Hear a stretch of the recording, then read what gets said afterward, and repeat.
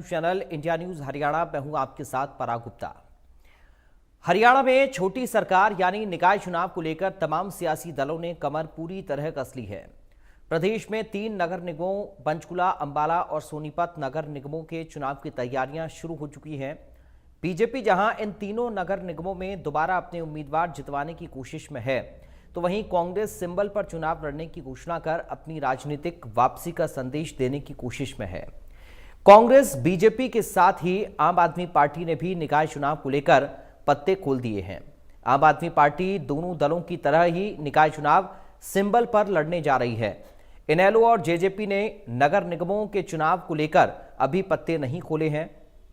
बता दें कि तीनों नगर निगमों के अलावा रेवाड़ी नगर परिषद, धारूहेड़ा, सांपला और उकलाना में भी चुनाव कराए जाने हैं।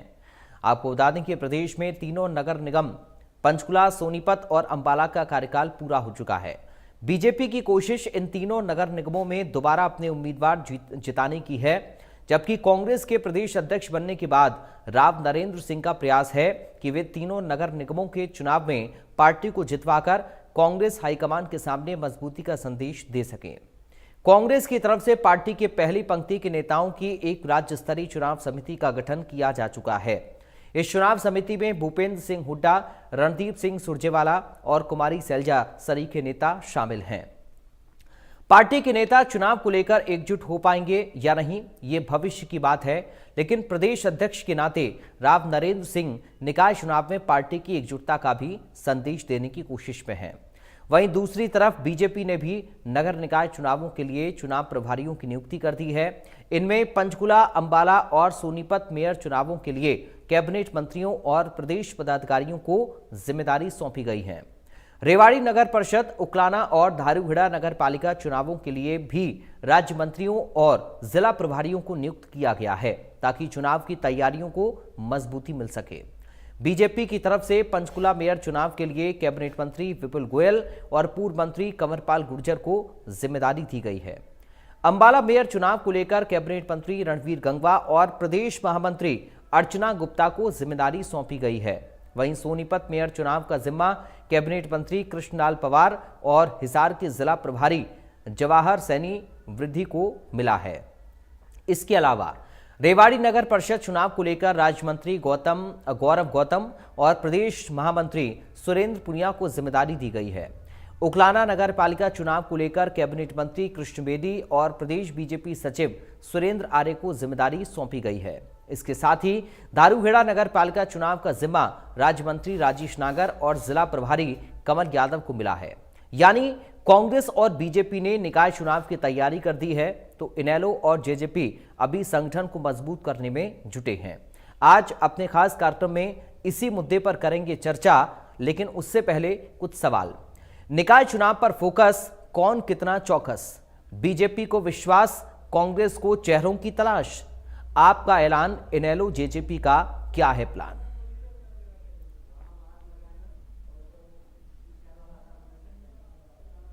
हरियाणा में जहाँ चुनाव है, देश में भी और बहुत स्थानों पर चुनाव है, और आपने अभी महाराष्ट्र में निकाय के चुनाव को देखा है। भारतीय जनता पार्टी की एक तरफा जीत हुई है, और आज देश की जनता लोकप्रिय प्रधानमंत्री नरेंद्र मोदी जी की नीतियों से प्रसन्न है, खुश है, संतुष्ट है, और प्रधानमंत्री जी का विश्वास और उनकी मेहनत, उस पर भरोसा करते हुए भारतीय जनता पार्टी को जिताने का काम करते हैं।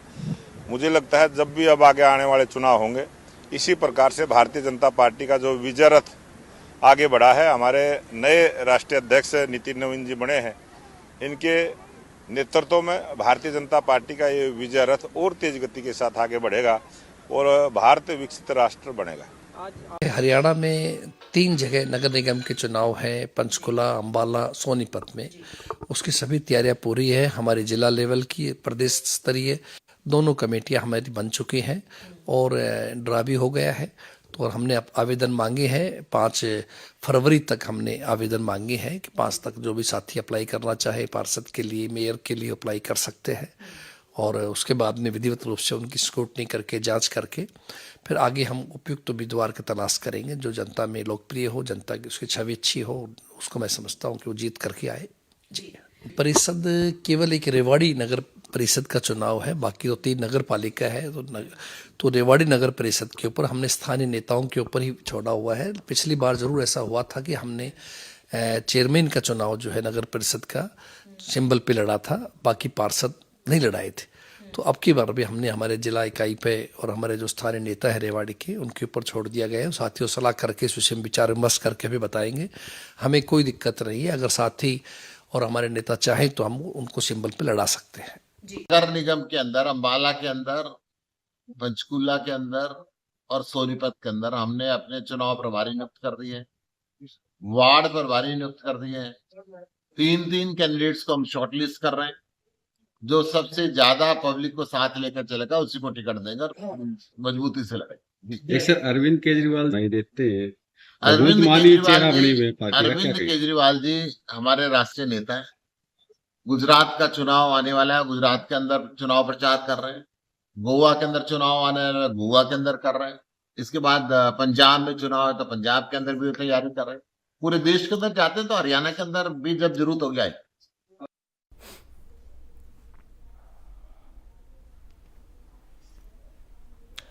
और साथ कुछ खास मेहमान जुड़ गए हैं, सीधा आपका परिचय करा दें। बीजेपी से प्रवक्ता प्रियदर्शनी सिंह हैं। प्रियदर्शनी जी आपका स्वागत है। कांग्रेस पार्टी से प्रवक्ता कृष्ण शर्मा बस्ताड़ा हैं। कृष्ण शर्मा जी आपका स्वागत है। जेजेपी से प्रवक्ता सुरेश पाठक हैं। सुरेश जी आपका स्वागत है। और आम आदमी पार्टी से प्रवक्ता अबिता दुईजा चेची हमारे साथ हैं। अबिता जी आपका स्वागत है। सबसे पहले प्रियदर्शनी सिंह जी, शुरुआत में आपके साथ कर रहा हूँ। तीनों नगर निगमों में आप लोग सत्ता में रहे हैं। इस बार जनता से वोट मांगने का क्या आधार आप लोगों का है? पहला रिएक्शन आज का आपका आज की चर्चा में, प्रियदर्शनी जी।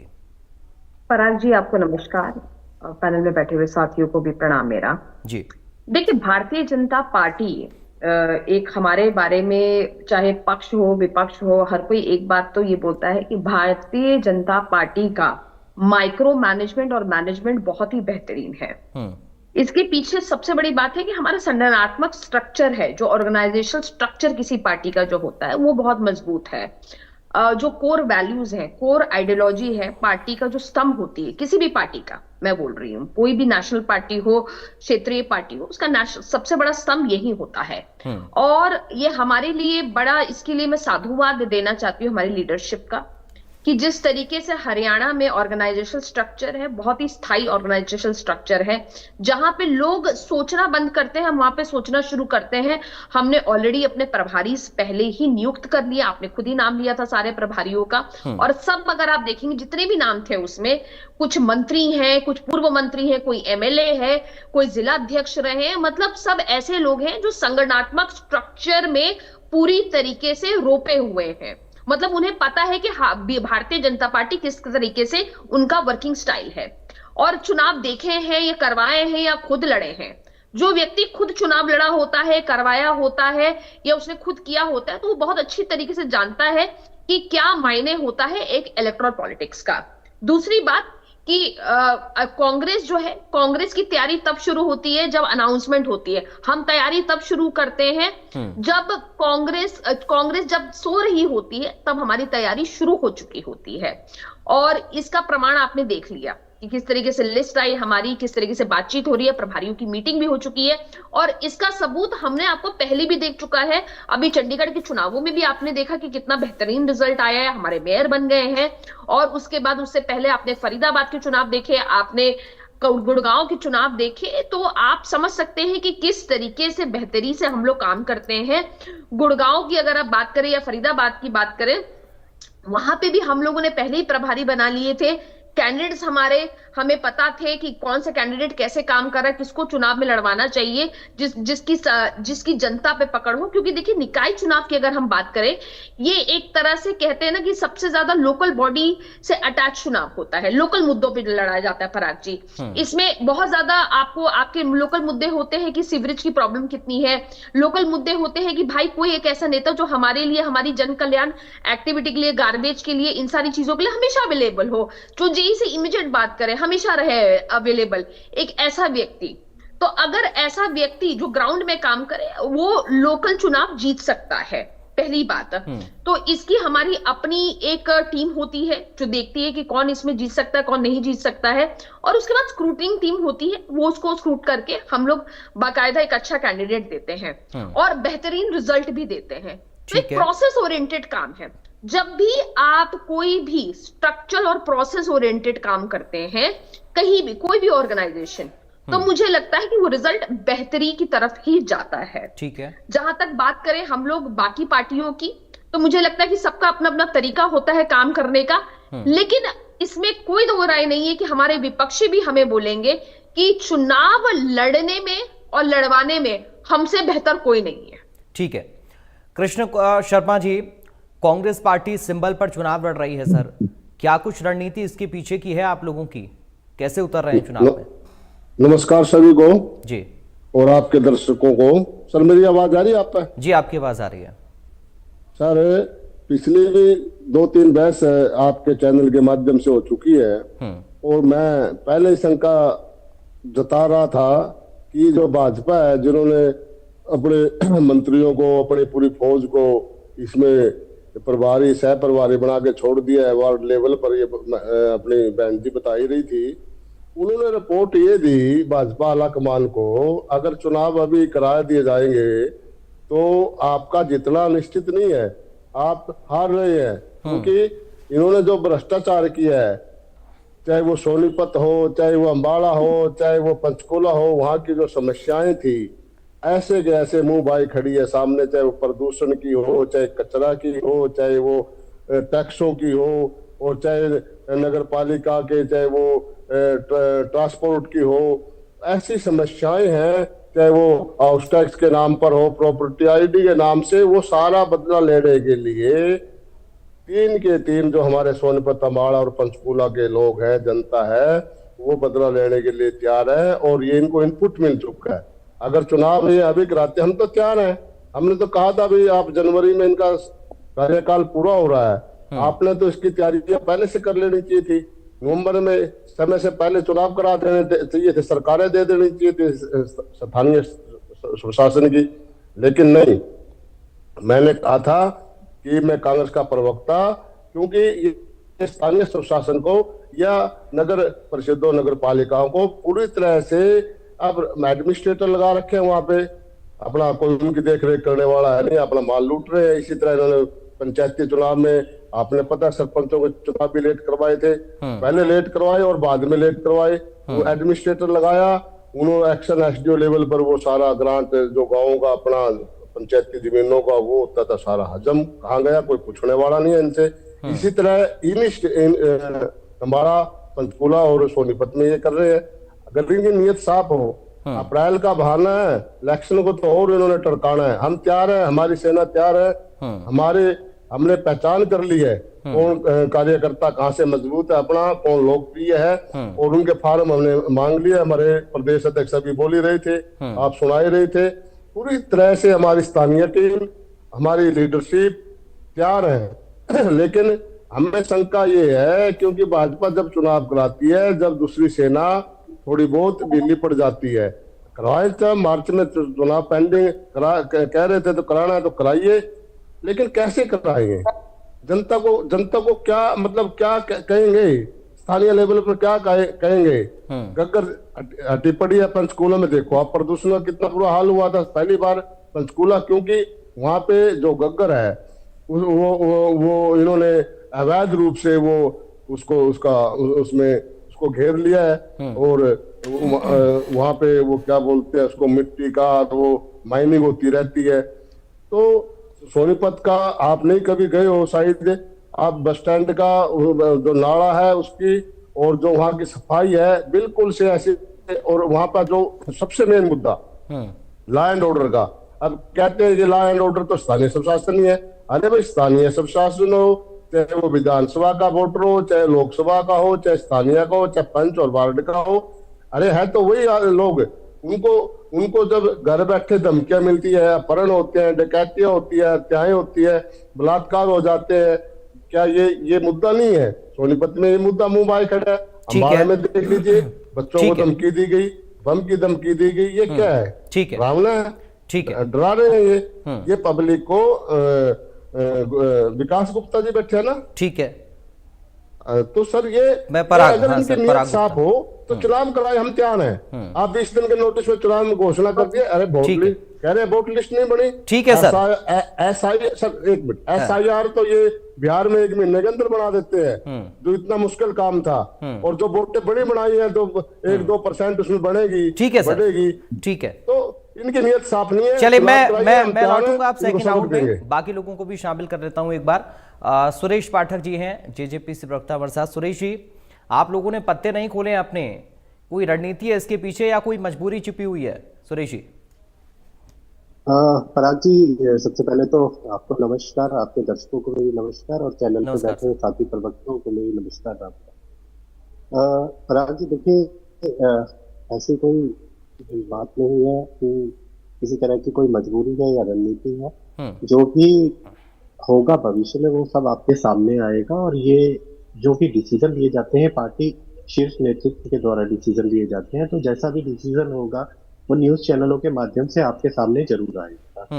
दूसरी चीज मैं ये कहना चाहूंगा कि अभी जैसा बीजेपी प्रवक्ता बता रहे थे कि बड़ा सुनियोजित ढंग से ये चुनाव लड़ते हैं, दूसरे दल वाले सोचते रह जाते हैं और ये कर जाते हैं, तो बहुत बड़ी बड़ी बातें कर रहे थे। लेकिन अगर धरातल पर आज की तारीख में बात करें तो धरातल पर जो बीजेपी ने पिछले 5 साल में नगर निगम या नगर परिषद की ही बात करूं, वहां पे काम किया, वहां पे शून्य काम किया। बीजेपी वाली जब भी कोई पार्षद की बात करूं या कोई भी चुनाव होता है, जब छोटे स्तर का चुनाव होता है, मैं छोटे स्तर से शुरू करता हूं, तो ये ट्रिपल इंजन की सरकार के नाम पे कि केंद्र में हमारी सरकार है, हमारे प्रदेश में हमारी सरकार है, और ट्रिपल इंजन की सरकार बनेगी तो विकास ज्यादा होगा। तो ये ऐसे ऐसे प्रलोभन देके जनता को वोट मांगने का काम करते हैं। लेकिन अगर मैं ट्रिपल इंजन की ही बात करूं आज की तारीख में, तो आज ही की खबर है कि अमेरिका से फिर डिपोर्ट होके बेड़ियों में बंद के हरियाणा के युवा 15 युवा करनाल थे जो थे, हरियाणा में बेड़ियों से बंद के आए। अभी पीछे UGC एक बहुत बड़ा वो था जो केंद्र सरकार का फेलियर था, जो UGC केंद्र सरकार लेके आई। ये प्रधानमंत्री मोदी जी की नियति की बात कर रहे थे कि बड़ी नेक नियत से काम करते हैं और लोगों का विश्वास है, तो लोगों का विश्वास UGC पे प्रधानमंत्री जी को भी दिखा दिया लोगों ने कितना विश्वास है। तो ये तो रही केंद्र की बात। देखिए, मैं ज्यादा मुद्दे बहुत सारे हैं, केंद्र के भी हैं, स्टेट के भी हैं, लेकिन मैं ज्यादा उस पर नहीं कहूंगा। मैं सिर्फ छोटी छोटी वही बता देता हूँ जो आज की तारीख में परेशानियां चल रही है। 15 युवक बेड़ियों में बंद के आए, 56 इंच का सीना कहीं नहीं दिखा, कहीं पे भी किसी तरह की रिलैक्सेशन या कुछ नहीं हुआ, उन लोगों को वहां एडजस्ट करने की कोई प्लानिंग नहीं हुई, कोई बातचीत नहीं हुई। हरियाणा की ही अगर बात करूं, प्रदेश सरकार की, आज गुड़गांव के किसी टोल प्लाजा पर आज फिर से गोलीबारी हुई, गोलियां चली है। 2 दिन पहले सोनीपत के जखेड़ी गांव में गोलीबारी हुई। मतलब हरियाणा में आज की तारीख में अगर बात करूं, जो कामयाब सरकार, जो हसमुख मुख्यमंत्री जी हैं, उनका लॉ एंड ऑर्डर पे इतना ज्यादा दुष्प्रभाव आज की सरकार का है कि लॉ एंड ऑर्डर आज की तारीख में कहीं पे भी हरियाणा में देखने को नहीं मिलता। फिर अब मैं निचले सरकार पे आ जाऊं, मैं जो ये तीसरी सरकार ट्रिपल इंजन की सरकार कहते हैं, प्रदेश के अंदर आज की तारीख में, देखिए मैं पंचकुला जिले को रिप्रेजेंट करता हूं, मैं पंचकुला जिले से हूं, और एक पंचकुला के नगर निगम में, जो पंचकुला विधानसभा का नगर निगम है, वहां पे चुनाव है। तो वहां पे जो मेयर है वो बीजेपी के हैं। पिछली बारी वहां से जो MLA थे, MLA साहब हमारे पंचकुला से, और अपना विधानसभा में विधानसभा अध्यक्ष भी थे। लेकिन उन्होंने जो काम किए, उनके कामों का खामियाजा ये रहा कि वो चुनाव हार गए। और अब मेयर की बात कहूं, मेयर ने अपना कार्यकाल खत्म होने पर 400 करोड़ का एक बुक लॉन्च की, जिसमें उन्होंने बताया कि 400 करोड़ के विकास कार्य उन्होंने यहाँ पे नगर निगम के माध्यम से पंचकुला की जनता के लिए किए। मैं आपको एक छोटा सा एक वो दिखा देता हूँ, न्यूज़पेपर की कटिंग दिखा देता हूँ। ये आज की न्यूज़पेपर की कटिंग है, आप इसको जूम करके भी चैनल के माध्यम से दिखा सकते हैं। इसमें सर्वेक्षण का आया, सफाई सर्वेक्षण का, ये स्वच्छता है। देखिए, शायद फॉन्ट आपको ना पढ़े जाए, लेकिन आप स्वच्छता का हाल इसमें देख सकते हैं। यही बात अभी करूं हेल्थ की, पंचकुला के अंदर अस्पताल है जिसको लेके बहुत बड़ी उपलब्धियां सरकार अपनी करती है कि पहले 100 बेड का था, हमने 200 का बना दिया। 1.5 साल पहले मुख्यमंत्री जी नायब सैनी जी जब मुख्यमंत्री बने थे, वहां की एक बिल्डिंग जिसका वो उद्घाटन करके गए थे, 1.5 साल हो गया, अभी तक केवल और केवल डिपार्टमेंट्स की, जो एक डिपार्टमेंट से दूसरे डिपार्टमेंट में फाइल, ये सब चलने के पीछे वो आज तक वो अस्पताल ऑपरेशनल नहीं हो पाया। ये प्रदेश की जनता के प्रति इन लोगों की, ठीक है, चाहे मैं पंचकुला की जनता कहूं चाहे प्रदेश की जनता कहूं, इन लोगों का व्यवहार है, इन लोगों की सोच है, प्रदेश की जनता को किस तरह रखना चाहते हैं। अब इन्होंने चंडीगढ़ चुनाव की बात की, मैं चंडीगढ़ चुनाव पे भी आना चाहता हूं। चंडीगढ़ चुनाव में इन्होंने कहा कि चंडीगढ़ चुनाव में हमने बड़े ही उससे जीता है। देखिए, मैं पहले तो बधाई दूंगा कि आप चंडीगढ़ में आपका मेयर बन गया, लेकिन मैं साथ ही साथ सवाल भी करूंगा कांग्रेस से भी, आम आदमी पार्टी से भी। कांग्रेस और आम आदमी पार्टी, जिनको पता था कि हमारे पास बहुमत नहीं है, मैं तो केवल यही सोचता था कि हरियाणा प्रदेश के अंदर जो हरियाणा के मुख्यमंत्री पूर्व में मुख्यमंत्री भूपेंद्र सिंह हुड्डा जी आज कांग्रेस पार्टी का नेतृत्व कर रहे हैं, मुझे तो केवल यही लगता था कि शायद भूपेंद्र सिंह हुड्डा जी के नेतृत्व में कांग्रेस ही बीजेपी के आगे नतमस्तक है। ये तो चंडीगढ़ में भी नतमस्तक हो गए, जब आपको पता है कि आपके पास केवल 6 सीट है और कांग्रेस पार्टी वहां कहती है कि हम 6 सीट पे हम अकेले चुनाव लड़ेंगे, जबकि आम आदमी पार्टी के साथ गठबंधन का विकल्प था। मुझे ये नहीं पता कि वहां पे किसने गठबंधन में बाजी मारी है, लेकिन आपने सीधे तौर पे जिस चुनाव को आप फाइट कर सकते थे गठबंधन पे, अरे आपका जो एमपी है, आपके सांसद है चंडीगढ़ से, वो भी तो आपके गठबंधन पे ही बने हैं। लेकिन जब आप चुनाव की बात आती है, आपको पता है कि दोनों तरफ किसी के पास भी फाइट करने के लिए भी आंकड़े नहीं है, लेकिन आप दोनों यहाँ पे ये डिसीजन लेते हैं कि आप अलग अलग चुनाव लड़ेंगे। तो सीधे सीधे कहीं ना कहीं आम आदमी पार्टी और कांग्रेस ने चंडीगढ़ के अंदर बीजेपी को फायदा उठाने के लिए इस प्रकार की रणनीति बनाई कि बीजेपी का मेयर बन गया। तो मैं किसी भी तरह से ये नहीं कहूंगा कि आप आंखें बंद करके आज कांग्रेस पे विश्वास कीजिए या आम आदमी पार्टी पे विश्वास कीजिए, चाहे जितने मर्जी आंकड़े दे दे, जितने मर्जी ये कैंडिडेट्स के लिए सुझाव दे दे, जितने मर्जी ये टीमें बना ले चुनाव के लिए, करना बाद में इन्होंने बीजेपी का ही हित है। तो प्रदेश की जनता को भी ये चीज सोचनी चाहिए। मैं सीधा अबिता जी के पास ही चल रहा हूँ। मैंने आंकड़े आपको दे ही दिए, मैंने आपको कुछ दिखा भी दिए, इसमें बहुत कुछ जो ठीक है, मैं लौटूंगा अगले राउंड में आपके पास। तो प्रदेश की जनता को भी टाइम ये सोचना पड़ेगा कि ये डबल इंजन, ट्रिपल इंजन, जितने भी इंजन को लेके आए, इनमें विकास से कोई भी सरोकार नहीं है। ये केवल और केवल सरकार बना के कुंभकर्ण की नींद सो जाते हैं, और जब 4 साल 5 साल बाद चुनाव आते हैं। ठीक है सर, चलिए मैं अगले राउंड में अब लौट रहा हूँ आपके पास। अबिता जी, सवाल बड़ा सीधा सा है, आम आदमी पार्टी का मकसद क्या है? क्योंकि सुरेश जी तो कह रहे हैं कि आप लोग या बाकी पार्टियों पर आरोप लगा रहे हैं बीजेपी को ही फायदा पहुंचाने का काम करते हैं। आप लोगों का क्या मकसद है? चुनाव जीतना है या सिर्फ वोट काटना है? अबिता जी। हाँ जी, सबसे पहले आपके सभी दर्शकों को और जितने भी प्रवक्ता साथी हैं उन सभी को नमस्कार। देखिए, जैसे पाठक जी कह रहे थे कि पिछली बार का जब चुनाव हुआ था, मेयर का चुनाव, उस समय हमारे पास कांग्रेस और आम आदमी पार्टी की मिला के 20 वोट थी, और जबकि उनके पास 16 थी। तो उसमें जब वोटिंग पड़ी तो आप ये देखिए, कांग्रेस के लोगों ने क्रॉस वोटिंग कर दी थी, जिससे बीजेपी का ही मेयर चुना गया। तो ये हमारी तरफ से नहीं हुआ, एक बात। दूसरी बात आप ये देखिए, जब हरियाणा का भी विधानसभा का चुनाव हुआ था तो सीट बंटवारा का बातचीत चल रही थी इंडिया गठबंधन के तहत, तो उसमें भी कांग्रेस ने सपोर्ट नहीं किया, जबकि एक गठबंधन का धर्म उन्हें निभाना चाहिए था। बट हमने, आप ये देखिए, फिर भी पिछले साल गुजरात का चुनाव हुआ था, उपचुनाव हुए थे 2024 में भी और 25 में भी, जहां पर कांग्रेस ने ये वादा किया था हमारे नेतृत्व से कि जो 5 सीटें हैं, जो हमारे गुजरात के 5 एमएलए बीजेपी में चले गए हैं, उन 5 सीटों पे आप मत लड़िएगा, और आपकी एक सीट जो है आम आदमी पार्टी की, उस पर हम नहीं लड़ेंगे।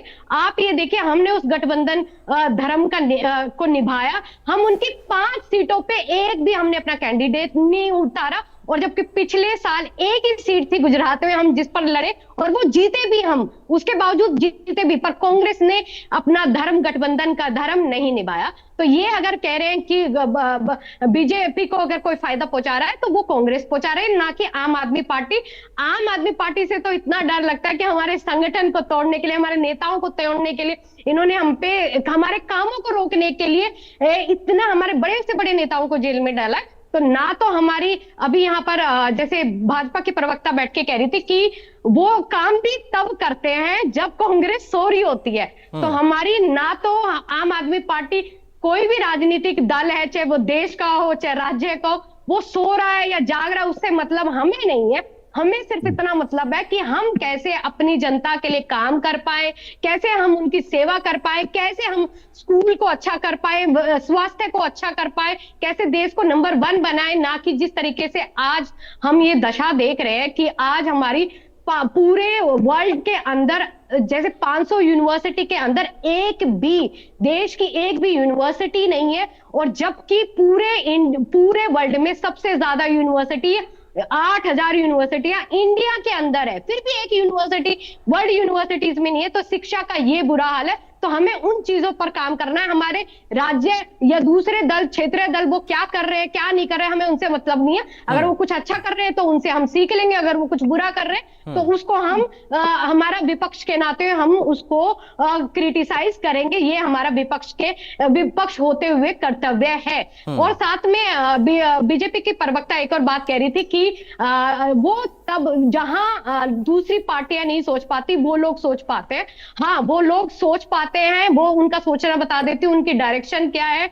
वो ये सोचते हैं कि कैसे चुनाव में धांधली की जाए, वो ये सोचते हैं कि पूरे देश में, पूरे राज्य में कैसे लोगों को धर्म के नाम पे बरगलाया जाए। वो ये सोचते हैं जो हमारी पार्टी या अन्य पार्टी इतने बड़े स्तर पर कभी नहीं सोच पाई। तो वो ये सोचते हैं जैसे कि कैसे हमारे धर्म गुरु है या शंकराचार्य है, उनके शंकराचार्य होने का प्रमाण भी देना पड़ता है, उनसे मांगा जाता है। हमसे वोटर आईडी, वोटर होने का प्रमाण मांगा जा रहा है। तो ये लोग हमारे अस्तित्व पे प्रश्न उठा रहे हैं आज, इसलिए इन्हें चुनाव में जो धांधली करनी पड़ रही है वो यही कारण है। और जो ये अभी बैठ के ये बोल रहे थे ना कि ये तो सभी बात मानेंगे, विपक्ष हो चाहे कोई भी हो, कि हमारा जो प्रोसेस है, चुनाव करने का प्रोसेस है। देखिए मैडम, आप अगर इतिहास देख लें और आप 2014 से अब तक का अगर चुनाव दें तो सिर्फ इवन हमारे नायाब सिंह सैनी जी जब से मुख्यमंत्री बने हैं तब से उन्हें इस हरियाणा प्रदेश में क्या हो रहा है इससे मतलब नहीं है। उन्हें ये है कि पंजाब में जो इलेक्शन होगा, चुनाव होगा, उसमें वो भूमिका निभा रही है। ये नहीं कि हरियाणा की जनता पर क्या असर है, उस पर वो क्या भूमिका है ना। उन्होंने खुद वादा किया कि हम 3200 पेंशन देंगे, बुढ़ापा पेंशन, जो पुरानी पेंशन भी आ रही थी वो भी रोक दी गई, उस पर भी शर्तें लगा दी कि 3 लाख की आय होनी चाहिए। और साथ में जो महिलाओं को लाडो योजना के तहत 2100 रुपए मिलने थे वो 1100 रुपए तक आ गया है, और उसमें भी सिर्फ मात्र 8 लाख महिलाओं को मिल रहा है, जबकि प्रदेश में 1,23,00,000 महिलाएं। तो ये जो बात कर रहे हैं इनकी काम की राजनीति है ही नहीं, इनकी राजनीति सिर्फ चुनाव की है, लोकतांत्रिक राजनीति है इनकी।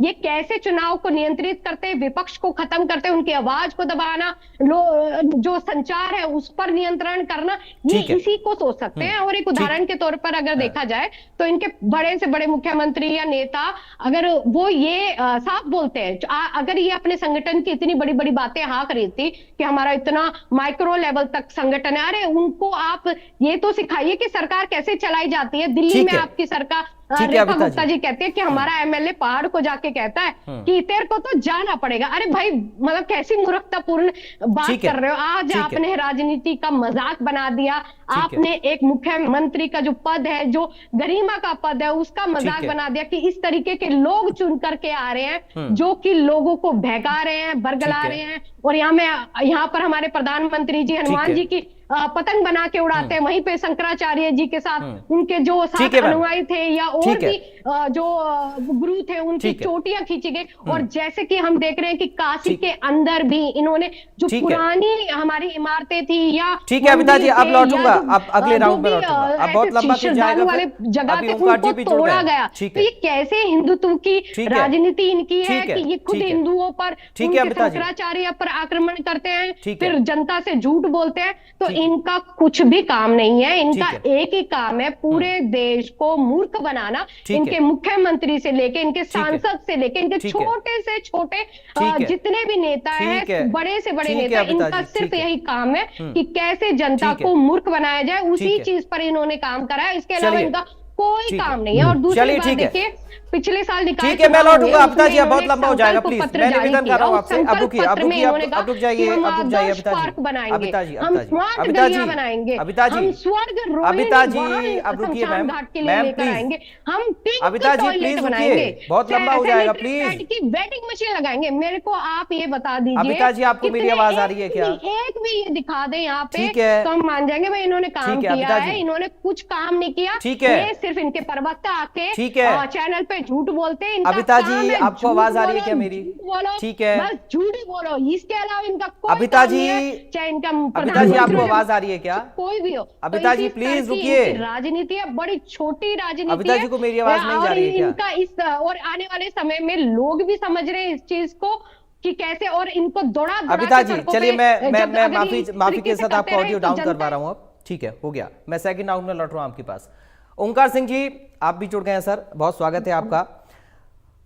पाठक जी से भी, ओंकार जी मैंने वही सवाल पूछा था कि पत्ते आप लोगों ने नहीं खोले हैं, इनेलो और जेजेपी ने, क्या रणनीति इसके पीछे की है या कोई मजबूरी है? आपसे भी वही मेरा सवाल रहेगा ओंकार जी। पराग जी देखिए, इनेलो हमेशा सिंबल पर चुनाव लड़ती है और आज बात तो स्थानीय निकाय चुनाव की होनी चाहिए, लेकिन बात तो राष्ट्रीय और अंतरराष्ट्रीय मुद्दों की होगी। मेरे को नहीं समझ आता बीजेपी मुद्दों से क्यों भागती है। आज अगर स्थानीय निकाय के मुद्दे देखिए, किसी भी शहर की समस्या ले लीजिए, 1 नवंबर से नई पेपरलेस रजिस्ट्री व्यवस्था शुरू हुई है। हंसी आती है इस पेपरलेस रजिस्ट्री व्यवस्था पे। 40 गज की रजिस्ट्री में 550 पेज निकलते हैं प्रिंट होकर। ये है पेपरलेस व्यवस्था। खाना कास्ट की रजिस्ट्री आज तक नहीं हो पा रही। लाखों लोग हैं हरियाणा के अंदर जो खाना कास्ट में मुश्तरी हैं, मालिक हैं, कोई कल्टीवेटर नहीं है, उनकी रजिस्ट्री नहीं हो पा रही। हम रोज बोलते हैं, कोई सुनने वाला नहीं है। मुख्यमंत्री तक आवाज पता नहीं जा रही है या नहीं जा रही, लेकिन इनके जो आईटी सेल के अध्यक्ष हैं, आईटी सेल के जीएम हैं, उनके कान तो बहरे नहीं होंगे, वो तो सुन रहे होंगे। परिवार पहचान पत्र एक ऐसी समस्या बन गई है। 52,80,000 परिवार पहचान पत्र बनाए थे इन्होंने 2024 में चुनाव से पहले। आज 13.5 लाख से ज्यादा कट चुके हैं और जो आवाज सुनाई दे रही है 5 और 6 लाख अब दोबारा कटेंगे। पेंशन जो चौधरी देवीलाल जी ने लगाई थी, 100 रुपए महीना लगाई थी, वो पेंशन आमदन नहीं है, वो पेंशन सहारा है बुढ़ापे का। और ये आज उस पेंशन को 3 लाख रुपए की कैपिंग लगा के काट रहे हैं। और इसके अलावा जितनी इनकी व्यवस्थाएं हैं, पोर्टल ले लो, प्रॉपर्टी आईडी ले लो, प्रॉपर्टी आईडी में जितना भ्रष्टाचार है आज तक उतना भ्रष्टाचार किसी व्यवस्था में नहीं हुआ। कितनी प्रॉपर्टी आईडी बनाई थी? याशी कंसल्टेंसी जयपुर की कंसर्न थी। बताइए, इनको हरियाणा में कोई कंसर्न नहीं मिली प्रॉपर्टी आईडी बनाने के लिए। उसको सैकड़ों करोड़ का भुगतान कर दिया। सारी प्रॉपर्टी आईडी गलत, आज तक नहीं ठीक हो पाई। अप्रूव्ड को अनअप्रूव्ड कर देते हैं, अनअप्रूव्ड को अप्रूव्ड कर देते हैं। पैसे का खेल चल रहा है। सरेआम बोल रहा हूं, 25,000 50,000 में प्रॉपर्टी आईडी के लेते हैं। क्या कोई कार्रवाई हुई? कोई प्रॉपर्टी आईडी वाला क्लर्क, कोई अधिकारी पकड़ा गया? कोई नहीं पकड़ा गया। भ्रष्टाचार चरम पर है। युवा HKRN के झांसे में फंसा हुआ है। युवाओं को PhD किए हुए युवा 12,000 15,000 18,000 रुपए तनख्वाह ले रहे हैं और मुख्यमंत्री जी कहते हैं हम इनको जॉब गारंटी दे रहे हैं। ध्यान से सुनना, जॉब गारंटी दे रहे हैं। 58 साल तक जॉब में रहेगा, लेकिन रहेगा वो 15,000 18,000 20,000 वाला। उसके साथ का काम करने वाला, उससे कम काम करने वाला व्यक्ति 1 लाख से 1.5 लाख रुपए की तनख्वाह ले रहा है। शर्म आती है ऐसी व्यवस्था पर। और ये जब युवा बेरोजगार हो जाता है, नशे की चपेट में और अपराध की चपेट में चला जाता है, फिर कहते हैं हरियाणा में नशा बढ़ गया, उड़ता हरियाणा बढ़ गया। फिर कहते हैं हरियाणा में अपराध बढ़ गया। भाई कैसे नहीं बढ़ेगा? बढ़ेगा तो है ना। नशा मिल रहा, अपराध मिल रहा है, युवा को नौकरी मिल नहीं रही। आप क्या काम करना चाहते हो? आज शहरी निकाय के चुनाव है, ये अपनी ट्रिपल इंजन की सरकार गिनाने लग जाते हैं। ये कहते हैं हमारा संगठन नीचे तक मजबूत है। इनका संगठन नीचे तक मजबूत नहीं है, इनकी करप्शन नीचे तक चल रही है। नीचे के जो इनके बूथ के प्रधान है वो भी ठेकेदार से रिश्वत लेनी शुरू। मैंने जिंदगी में पहली बार देखा, मेरे को यह तो पता लगता था कि ठेकेदार जेई, एमई, सेक्रेटरी, ईओ को रिश्वत देते हैं, लेकिन आज आप करवा लीजिए इंक्वायरी, जांच करवा लीजिए। अगर मैं झूठ बोल रहा हूं मेरे पे मुकदमा दर्ज करवा देना। नीचे बूथ स्तर तक इनका जो प्रधान बैठा वो भी रिश्वत ले रहा है, वो भी ठेकेदारों से पैसे वसूली कर रहा है। और ठेकेदार भी बेचारा क्या करे, 1 करोड़ का ठेका है, 40 लाख रुपए कमीशनें चली जाती हैं, 60 लाख रुपए 10-20 लाख रुपए का माल लगाता है, 40 लाख वो भी खा जाता है। ये आज की सच्चाई है। आज प्रत्येक शहर में, चाहे अंबाला है, चाहे पंचकुला है, चाहे गुड़गांव है, किसी भी शहर में चाहे आज चुनाव है या नहीं है, सड़क कोई भी सबूत नहीं है, सफाई व्यवस्था का बुरा हाल है। और आज ये जो स्थानीय निकाय के चुनाव है, ये चेहरे के चुनाव होते हैं। पराग जी आपको भी मालूम है, क्योंकि छोटे पार्षद जो चुने जाते हैं वो चेहरे पे चुने जाते हैं, कौन व्यक्ति चुनाव लड़ रहा है। और समस्या कौन सी है, हर वार्ड की समस्या अलग है।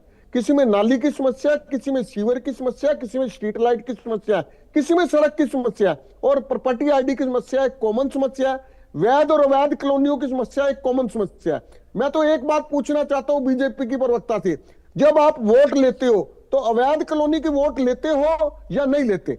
अगर अवैध कॉलोनी की वोट लेते हो तो अवैध कॉलोनी की रजिस्ट्री किस मुंह से बंद करके रखी हुई आपने? अब तो आपकी सरकार है। 5 जून 2006 को कांग्रेस के मुख्यमंत्री श्री भूपिंदर सिंह हुड्डा ने एक काली प्रथा शुरू करी थी। उन्होंने वैध और अवैध के नाम पर कॉलोनियों की रजिस्ट्रियां बंद करी थी। आज 2026 आ गया, 20 साल हो गए। जिस व्यक्ति का, जिस मेरे भाई बहन बेटे का एकमात्र प्लान है, सारे प्लाट है, सारी जिंदगी की कमाई, वो अपने प्लाट को बेच नहीं सकता। क्या कारण है? क्योंकि वो कॉलोनी अवैध है। आप वैध और अवैध कॉलोनी काटने वालों को गोली मार दो, उनको फांसी पर लटका दो, लेकिन जिन्होंने वैध और अवैध कॉलोनी में प्लाट खरीदा हुआ उनको बेचने का अधिकार क्यों नहीं है? बस मैं इनसे ये पूछना चाहता हूं कि आप डेवलपमेंट चार्जेस लीजिए, रजिस्ट्रेशन चार्जेस लीजिए, नक्शे पास कीजिए, डेवलपमेंट चार्जेस नक्शे के नाम पे दोबारा लीजिए, लेकिन रजिस्ट्रियां बंद क्यों है?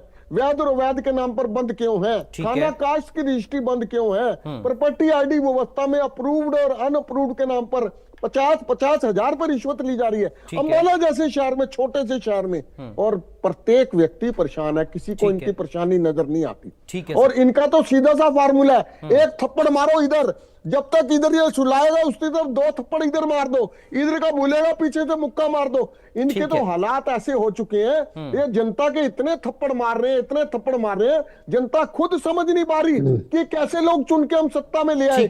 आज परिस्थितियां ऐसी हैं कि जनता को आज मौका मिल जाए। इनको मेरी बहन कह रही थी दौड़ा दौड़ा के भगाएंगे इनको, वो तो बड़े दूर की बात है। जनता को मौका मिलना चाहिए। जनता को ये डरा के रखा हुआ इस सरकार ने, तानाशाही सरकार ने, हर एक बात में क्या धमकी देते हैं, ED, CBI, income tax, NIA, अब तो पता नहीं क्या क्या बना दिया इन्होंने। जनता परेशान है। आप देखिए पराग जी, जिस दिन मौका मिल गया जनता इनको बिल्कुल कुर्सी से नीचे खींचेगी, कुर्सी से नीचे उतारेगी और लोकतंत्र के बल पर, वोट के बल पर उतारेगी। ठीक है प्रियदर्शनी सिंह जी, क्या विकास नगर निगमों में दिख रहा है, या जिस भ्रष्टाचार की बात आपके विपक्ष के साथी कह रहे हैं वो हावी है? और क्या एंटी इनकम्बेंसी का सामना आप लोगों को करना पड़ेगा? क्योंकि ओंकार जी कह रहे हैं कि जनता को एक मौका मिलने की देरी है, आप लोगों को जनता पसंद नहीं करती है, नीतियां खराब हैं। प्रियदर्शनी जी। पराग जी, सवाल बहुत अच्छा पूछा आपने। मैं अपने सारे साथी प्रवक्ताओं की बातें बड़े ध्यान से सुन रही थी। बड़ा ही दुख हुआ कि हम लोकतंत्र में रह रहे हैं। भारत मुझे लगता है विश्व का सबसे बड़ा लोकतंत्र है और जनता जनार्दन है, इसको तो अस्वीकार नहीं किया जा सकता। हम राजनीतिक लोग यहाँ पे बैठे, जनता जनार्दन है और जनता का जनादेश सबसे बड़ा जनादेश होता है मुझे लगता है।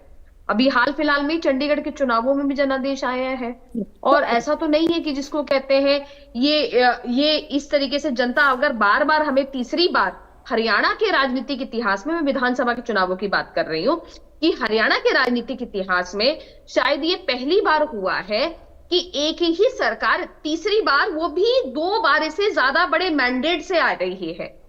तो जनता के जनादेश में तो क्वेश्चन मार्क मत करिए ना। मैं ये मान सकती हूँ कि ठीक है, आप भारतीय जनता पार्टी को नापसंद करते हो। मैं ये भी मान सकती हूँ कि आप, हो सकता है हमारी जो स्ट्रैटेजी है काम करने की, जो एक माइक्रो मैनेजमेंट है, जिस तरीके से हमारे यहाँ ऑर्गेनाइजेशन स्किल्स है, आप नहीं सीखना चाहते हैं। शायद यही कारण है कि आप लोग हाशिए पे हैं।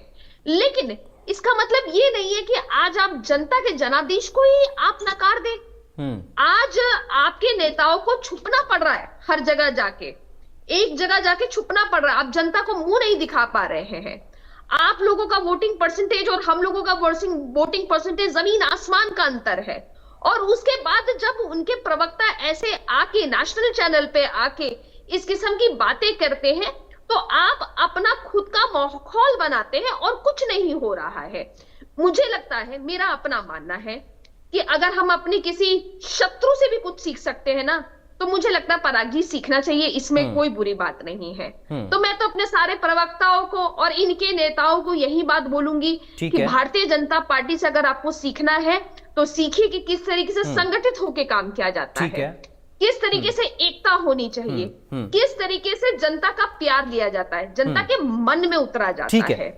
राजनीति में, एक मिनट पराग जी आपने सारे प्रवक्ताओं को बहुत लंबा टाइम दिया, मैं भी पेशेंस से सुन रही थी। सर जल्दी से करिए, क्योंकि देखिए सबके बराबर तो समय आपको नहीं दे सकता हूं प्रियदर्शिनी जी, आपको थोड़ा सा कंक्लूड करना होगा। 2 मिनट पराग जी, 2 मिनट सर। पहली बात, मेरे कांग्रेस के साथी प्रवक्ता के बारे में मैं बताऊं, निकाय चुनाव जब फरीदाबाद के और इनके हो रहे थे, गुड़गांव के, ये तो मेरे खुद का देखा हुआ है। मेरे आसपास के 3-4 वार्डों को भी मैं देख रही थी और उसका निरीक्षण भी कर रही थी। मैं आपको बताऊं, यहाँ पे खासकर मेरे वार्ड की अगर मैं बात करूं, वार्ड नंबर 15 गुड़गांव का, पता कर लीजिएगा मेरे किशन भाई, वार्ड नंबर 15 में हालात ऐसे थे कि जो इनकी कैंडिडेट थी वो दुबई में वेकेशन करने के लिए चली गई थी, वो आई ही नहीं चुनाव में, और यहाँ पे बूथ में बैठने के लिए इनके पास बीएलओ नहीं थे। आप ये बताइए, ये बोलते हैं ऑर्गेनाइजेशन स्किल, इनके पास क्या ऑर्गेनाइजेशन स्किल है? जिनके पास अपने बीएलओ नहीं है बैठने के लिए, लोग नहीं है इनके पास बूथ में बैठने के लिए, ये क्या चुनाव लड़ेंगे? और आज भी स्थिति इनकी ऐसी है। आप ये मत समझिए कि इनकी स्थिति सुधार गई है, ऐसा बिल्कुल नहीं है, क्योंकि आज भी इनकी पार्टी में वही लक्कम गुत्तम चल रहा है। ठीक है। दूसरी बात, मेरे इनेलो के भाई के बारे में मैं भी सुन रही थी, ओमकार भाई बात कर रहे थे, बड़ी बड़ी बातें की इन्होंने। मैं तो ये बोलना चाहती हूँ कि जब ये इस किस्म की बातें करते हैं और इनकी बयानबाजी जब होती है, मैं जीजीपी और इनेलो दोनों को एक साथ सबअप कर लेती हूँ इसमें। आज ही जब इनसे पूछा गया चौटाला साहब से कि भाई, मैं आज ही इंटरव्यू देख रही थी, कोई इंटरव्यू था, उसमें पूछा गया कि भाई आप क्या सोचते हैं इनेलो के बारे में। जीजीपी के एक बड़े नेता से पूछा गया, चौटाला परिवार के, कि भाई आप क्या सोचते हैं इनेलो के बारे में। तो वो जेजेपी के उस नेता ने ये बात बोली है कि मैं तो इनको रिटायर्ड पार्टी समझता हूँ। रिटायर्ड है क्योंकि इनके यहाँ युवा दिखते ही नहीं है। इनके यहाँ अगर कोई बैठक होती है जिसका नाम रखा जाता है युवा सम्मेलन, तो कोई युवा ही नहीं दिखता, सब बुजुर्ग दिखते हैं। मैं ये नहीं बोलती कि बुजुर्ग नहीं होने चाहिए, लेकिन इसका मतलब कि आने वाली पीढ़ी आपसे कनेक्ट ही नहीं कर पा रही है। और ये मैं नहीं बोल रही, ये आपके जेजेपी के एक बड़े नेता जो आप ही का हिस्सा हुआ करते थे वो बोल रहे हैं। निकाय चुनाव की बात करने के लिए आए हैं और इन्होंने पता नहीं दुनिया भर के सारे मुद्दे बोल दिए, निकाय चुनाव पे कुछ नहीं बोला। कमाल की बात है। दूसरी बात, अब आम आदमी पार्टी पे आती हूँ। मुझे लगता है कि जिसका जितना वैल्यू होता है हमें उसको उतनी ही स्पेस देनी चाहिए। राजनीति में सबसे बड़ी बात होती है कि आप अपनी क्रेडिबिलिटी खोल चुके हैं। मुझे लगता है एक शब्द में मैं समाप्त कर दूंगी, मुझे नहीं लगता इससे ज्यादा स्पेस देने की जरूरत है। राजनीति में अरविंद केजरीवाल अब अपनी स्पेस खो चुके हैं और उनको कहीं ना कहीं डर है आम आदमी पार्टी को। जिस तरीके से ग्राफ हमारे मुख्यमंत्री जी का बढ़ रहा है, पंजाब में पॉपुलैरिटी बढ़ रही है, इनको इस बात का डर है कि अब जो ये आखिरी प्रदेश इनके पास है वो भी इनके हाथ से बिल्कुल जाने वाला है। ठीक है, इसमें कोई दो राय नहीं है। और मुख्यमंत्री, हमारे मुख्यमंत्री ऐसे मुख्यमंत्री जो 24/7 अवेलेबल है, एक ऐसे मुख्यमंत्री जो कि नायाब मुख्यमंत्री है, जिन्होंने विकास की दौड़ जो खट्टर साहब के समय से शुरू हुई थी वो आज तक ऐसे पूर्ण रूप से बढ़ा दिए, जिसको 4 गुना बढ़ा दिया है। ऐसा मुख्यमंत्री मुझे नहीं लगता कि किसी भी प्रदेश में होना मुमकिन नहीं होगा। ऐसा व्यक्ति जिसने सिर्फ अपने बारे में नहीं सोचा, महिलाओं के बारे में सोचा, बच्चों के बारे में सोचा, ऐसी कोई पॉलिसी नहीं रखी है जिसमें चलिए जिसमें जन कल्याण नीतियां ठीक है, मैं बहुत जल्दी से आगे बढ़ता हूं सबके पास। कृष्ण शर्मा जी, जमीनी स्तर राहुल पर जी। कार्यकर्ता कितना सक्रिय हाँ। कांग्रेस पार्टी का है, ये बड़ा सवाल है। प्रियदर्शनी जी यही सवाल उठाए कि आप लोगों के पास जमीन पर कार्यकर्ता ही नहीं है, चेहरे तलाश रहे हैं, तलाश खत्म हो गई है, काम चल रहा है, प्रोसेस चल रहा है, क्या हो रहा है सर? अभी कार्यकर्ताओं की क्या कमी है कांग्रेस पार्टी के पास में, या फिर सिर्फ समितियां ही बनकर रह जाएंगी, समितियों तक ही बात सीमित रह जाएगी? कृष्ण जी। राग जी, हमारा संगठन अब डिस्ट्रिक्ट लेवल पे बन चुका है। प्रदेश अध्यक्ष हमारी कार्यकारिणी आ जाएगी और डिस्ट्रिक्ट जो कमेटी होती है, चाहे शहरी जिला की है चाहे वो ग्रामीण है, वो मुस्तैद हो चुकी है और अपने अपने बंकरों पे वो फिट हो चुकी है। ये बात तो मैं आपको बता दूं, ये ऐलान करे, हम इनको मात देने के लिए तैयार है। दूसरा, प्लीज मैं आपसे एक बात कहना चाहता हूँ, इन जो प्रवक्ता है जेजेपी के और आप पार्टी की हमारी बहन जी, इन्होंने लाइन से जाके बातें करी हैं, 1 मिनट में जवाब दूंगा, उसका निहायत जरूरी बनता है। आरएसएस और भाजपा की जो पैदाइश था आंदोलन, अन्ना हजारे आंदोलन, उसकी जो पैदाइश हुई, जो उसका मतलब एक घटना घटित होने के बाद जो एक भयंकर असुर पैदा हुए, ये वो लोग हैं नौसिखिया, पहली क्लास के राजनीतिक आदमी, जब अपनी बारी तो ले लेते हैं, जब दूसरे की बारी आती है रोना शुरू कर देते हैं, हाय हमें कुछ नहीं, हमें कुछ नहीं। केजरीवाल कितना रोता था दिल्ली में, हाय हरियाणा पानी नहीं दे रहा, हाय ऑक्सीजन नहीं दे रहा, हाय बुरहान नहीं दे रहा, क्या गया, कहाँ है अब, कहाँ है केजरीवाल जी? किसी बात पे बोलते हैं, कहाँ दुब गए वो? और रही जेजेपी की बात, जेजेपी खुद भाजपा को समर्थन किया, कांग्रेस पार्टी की सरकार अगर उस समय ये समर्थन दे देते, आजाद हमें दे रहे थे, तो सरकार बन जाती। मनोहर लाल द्वारा बनता नहीं था। अपने पार्टी को तोड़ के, और ये कहते हैं कांग्रेस बीजेपी से मिली हुई है, क्या कांग्रेस बीजेपी से मिल सकती है? ये निहायत वैसे सवाल है, लेकिन ये मैं कभी लाइन सेट का जवाब नहीं देता। लेकिन सर बात ये है, हमारा पूरा चुनाव के लिए सिस्टम तैयार है, और जो ये हमारी बहन जी प्रियदर्शनी जी कह रही थी, ठीक है, ये खाल की बात होगी। ठीक है सर। कृष्ण देखिए अमिता जी ने जो कहा ना, अमिता जी ने जो कहा आप लोगों के लिए, वो आपकी साथी रही हैं। उन्होंने उनका कहने का अर्थ मुझे जो समझ आया, वो ये कहना चाह रही थी कि आप लोग स्वार्थी बहुत हैं सर, आप लोग स्वार्थी हैं। जहां पर अपना स्वार्थ होता है, आप लोग वहां तुरंत ये कोशिश करते हैं कि हमारा ही एकाधिकार हो, वहां पर दूसरे को मौका ना मिले। और फिर जब आप लोग खुद अपने एकाधिकार के साथ काम करते हैं तो फिर सफल भी नहीं हो पाते हैं। ये आप ही की साथी कह रही हैं सर। ये बड़ा सवाल आप लोगों के ऊपर है, और इसलिए शायद मुझे लगता है कि प्रियदर्शनी जी ने भी सवाल उठाया था कि जमीनी स्तर पर क्या कार्यकर्ता कांग्रेस का है या नहीं है। मैं बहुत जल्दी से आगे बढ़ रहा हूं, मैं सुरेश पाठक जी के पास अब चल रहा हूं। सुरेश पाठक जी, बिना स्पष्ट किसी भी एक रणनीति के, रोड मैप के, क्या ये ऐसा नहीं लगता है कि राजनीतिक हाशिए पर आप लोग जा रहे हैं? सुरेश जी। पराग जी, देखिए, रणनीति नहीं है या है, इस चीज का आंकलन करना ये आप तो नहीं कर सकते, और ये आंकलन करना शायद जल्दबाजी, ठीक है, पर्दे के पीछे चल रहा है मतलब का। चुनाव की तारीख क्लियर नहीं हुई है, ठीक है, तो चुनाव की तारीख डिक्लेयर होने दीजिए। उससे पहले आपको मैंने बताया कि ये शीर्ष नेतृत्व का फैसला है, और शीर्ष नेतृत्व जो भी फैसला लेगा वो फैसला आपके सामने आ जाएगा। ठीक है। दूसरी बात, अभी कांग्रेस के प्रवक्ता ने बोला कि हमने बीजेपी को समर्थन दिया 2019 चुनाव के बाद, लेकिन मैं बीजेपी कांग्रेस प्रवक्ता को कहना चाहूंगा कि आधी अधूरी बातें लेके कृपया डिबेट पे मत आया कीजिए। पूरी बातें हैं।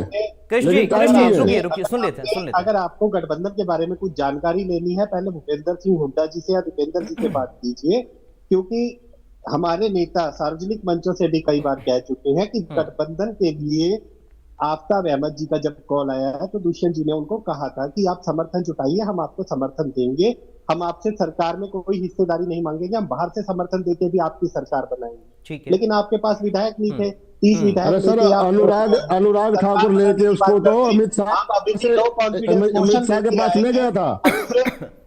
अरे 37 विधायकों पे आप नो मोशन कॉन्फिडेंस लेके आए, 33 विधायकों पे, कहाँ आपको डरा दिया था, चलिए ठीक है, आप विधानसभा, चलिए ठीक है, अब इन सब बातों का कोई मतलब नहीं है ना सर, अब इन सब बातों का क्या ही मतलब है, सामने ना आइए। ठीक है पराग जी, बस जल्दी से खत्म करिए। कृष्ण रुकिए और लूंगा, ठीक है, सिर्फ मैंने अपनी बात कर दी अनुराग ठाकुर जी ने। चलिए ठीक है, मैं समय बहुत कम है सुरेश जी, मैं माफी चाह रहा हूँ आगे के लिए, चूंकि ऐसे समय खराब होगा, आप बोलेंगे वो भी फिर बोलेंगे, समय कम है, प्लीज मैं माफी चाह रहा हूँ। मैं ओंकार जी के पास बहुत जल्दी से चल रहा हूँ, फिर मैं अमिता जी के पास जाऊंगा। एक सेकंड के लिए ये पूछ लेना कि जब आपका चंडीगढ़ में एक ऑब्जर्वर पर्चियों को इनवैलिड कर रहा था, तो जनादेश उस दिन कहाँ था?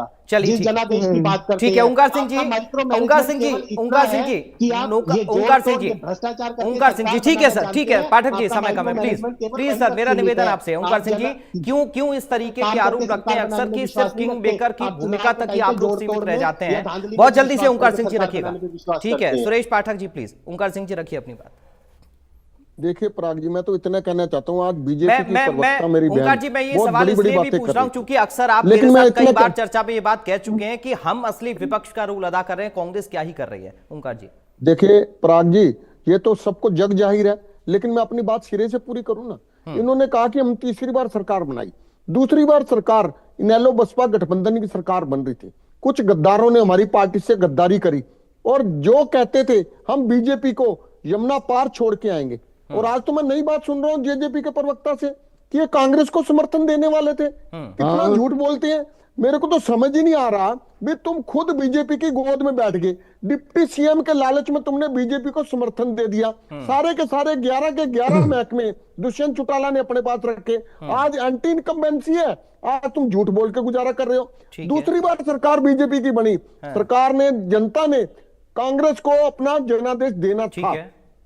कुछ कमियां कांग्रेस में रहेगी, इनका संगठन नहीं था, इनकी टिकटों का बंटवारा गलत हुआ, एक एक जगह पे 4-4 5-5 बंदे कांग्रेस के खड़े हो गए, जिसका फायदा उठा के बीजेपी की सरकार दूसरी बार बन गई। नहीं तो दूसरी बार भी सत्ता में नहीं आ रहे थे। और आज ये माइक्रो मैनेजमेंट की बात करते हैं। मैं मानता हूं हमारी हरियाणा में 2 सीटें हैं, लेकिन पंजाब में इनकी भी 2 सीटें। पंजाब में 117 विधानसभा है, वहां पे इनकी 2 सीटें बीजेपी की। और देखिए समय बहुत बलवान होता है, 2009 में इनकी 2 सीट थी, हमारे पास उस वक्त 2009 में 32 सीट थी। आज हमारे पास 2 सीट है, आप देखना 2029 में वापस। ठीक है सर, इसलिए तो मैंने सवाल पूछा ना आपसे, चूंकि आप अक्सर ये कहते हैं सर कि आप लोग मेहनत करते हैं, जमीन पर काम करता है इनेलो का कार्यकर्ता। ये कोई भी काम नहीं करे, इनके पास सिर्फ जातिवाद और धार्मिक उन्माद, ये 2 मुद्दे हैं। इनके डिबेट में से एक मिनट में खत्म करूंगा, इनके डिबेट में से 6 अक्षर खत्म कर दीजिए, हिंदुस्तान पाकिस्तान, हिंदू मुसलमान और मंदिर मस्जिद। इनके पास बोलने के लिए कुछ नहीं रह जाता। चलिए चलिए कृष्ण, आपको रुकना होगा। अबिता जी, क्या मॉडल होगा आम आदमी पार्टी का? पंजाब वाला होगा, दिल्ली वाला होगा, या कोई नया मॉडल हरियाणा के लिए निकाल रहे हैं, निकाय के लिए? बहुत जल्दी से अबिता जी। देखिए, आपने हर जगह ये चीज देखी है कि हमारा एक कॉमन प्लेटफॉर्म होता है, कॉमन ग्राउंड होता है, जिस तरीके के, और सभी पार्टियों में भी जो निकाय चुनाव के स्तर पर कॉमन चीजें होती है, चाहे वो लाइटिंग से रिलेटेड हो या फिर सफाई या कचरे या कूड़े का मैनेजमेंट हो, ये सभी हर जगह की अलग अलग परिस्थितियां हैं, तो उनके लिए उस तरीके के संकल्प होते हैं। साथ में वहीं पर एक जो ब्रॉडर टाइप में जो हमारा संकल्प ये रहता है कि चाहे वो एमसीडी के स्कूल्स हो या हॉस्पिटल्स हो, क्लिनिक, मोहल्ला क्लिनिक हो, उनको हमें बेटर करना है। ये चाहे पंजाब हो, चाहे हरियाणा हो, चाहे दिल्ली हो, पूरे इंडिया में हमें हमारी यही चलिए, यानी जमीनी मुद्दों की आप लोग बात करेंगे। ये जो बीजेपी के प्रवक्ता है, उन्होंने कुछ चीजें बोली कि दूसरी पार्टी के नेता मुंह छुपाते हैं, शक्ल नहीं दिखा पाते, तो पहले तो वो नाम बता दे कौन सी पार्टी के बोलना चाह रही थी, क्या बोलना चाह रही थी। पहली बात तो जिन बातों का आपके पास प्रूफ हो, ऐसी। चलिए ठीक है, अब बात को आगे बढ़ाएंगे तो फिर बात पड़ेगी। समय चूंकि खत्म हो रहा है मेरे पास, समय अब इतनी इजाजत दे रहा है, आगे प्रियदर्शन जी आपके पास नहीं आ पाऊंगा, माफी चाहूंगा, लेकिन हम उम्मीद ये करेंगे कि जमीनी स्तर पर ही बात हो, चूंकि निकाय का चुनाव